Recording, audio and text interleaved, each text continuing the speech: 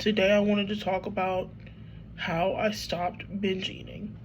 And that's number one. I used to literally sit around and look up videos how to stop binge eating. The things I'm gonna say are gonna be very realistic. I'm not gonna lie to anybody or sugarcoat anything or say anything that's ridiculous or out there. I'm not gonna show some special diet that I ate or anything like that. It's just real life tips. For number one, you must be ready. If you're not ready in your heart to stop, if your brain and your heart are not ready to stop, then you're not going to. At least for myself, I'm gonna say I was in treatment and I was literally still binge eating every day, the whole time I was in treatment. It wasn't that it didn't help me, because it did help me. It started getting less and less and less after doing the treatment. But during the treatment, I was not taking it seriously. I just couldn't, I couldn't let go of that coping mechanism. And number two, so if you're, number one, be ready. If you're ready, then you know it. You know when you're ready to stop. And number two, I'm going to say is stop dieting. Dieting is literally a menace to B.e.d. In honestly most EDs. And by that, I don't mean stop eating healthy. I don't mean stop trying to make conscious choices towards health and stuff. I'm not saying any of that. What I'm saying is all of those things can go too far. I'm not going to tell anybody what they particularly need to do, but what worked for me was to stop dieting and just live a normal life and try to make conscious, healthier choices where I can. But at first, I didn't even do that. How to stop binge eating for me was to stop dieting. I couldn't diet during this time. I couldn't diet. I had to literally just let myself be free. I didn't go crazy and go eating 12 burgers, because that's binge eating. But what I did was I let myself eat what I wanted, what I was feeling like I wanted, and I stopped when I was full.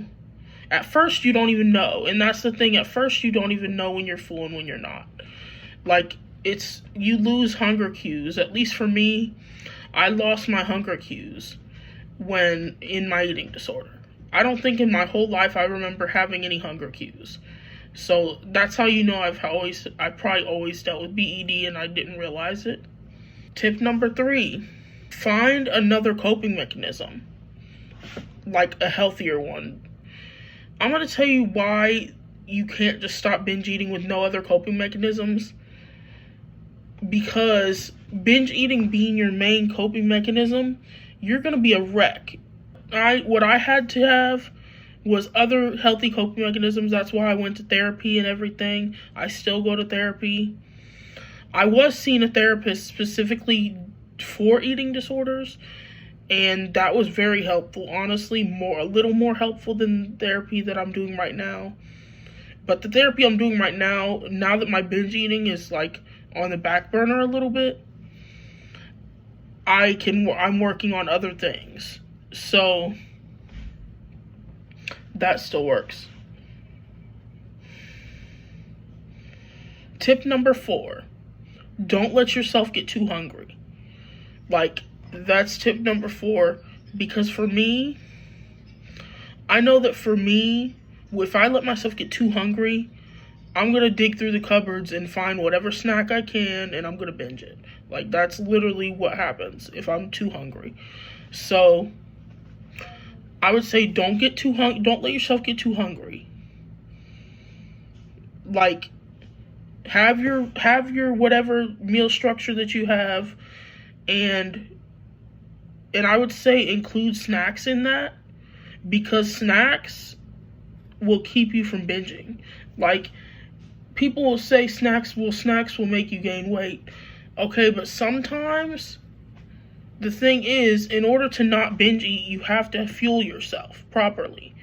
And if you're too hungry, then you're probably going to binge. Like, that's literally, at least I know for myself, that's how it is. I'm going to binge if I'm too hungry. And I think I'm on number 5. Tip number 5. Try to eat your meals without distraction. And I know that's hard because I know for me, I like to watch things and eat. My favorite thing to do was watch a TV show and eat. Like, that was literally one of my favorite things to do, was watch something and eat. But when you don't have hunger cues, like, that are visible to you very easily, you have to sit with yourself and try to find them. Like, you have to sit with yourself and literally, basically, forcibly find the hunger cues. Be like, how am I feeling after this bite? How am I feeling after this bite? Like, am I feeling too full? Am I feeling sick? How am I feeling? Like, you have to, like, check in with your whole body and be like, how am I feeling right now? I don't know if that was anything profound or any of these tips, but I'm hoping that it could help somebody, because literally these tips are what really helped me. The things that helped me the most. And I'm going to say therapy helped me a lot, but outside of therapy, these things are what really helped me.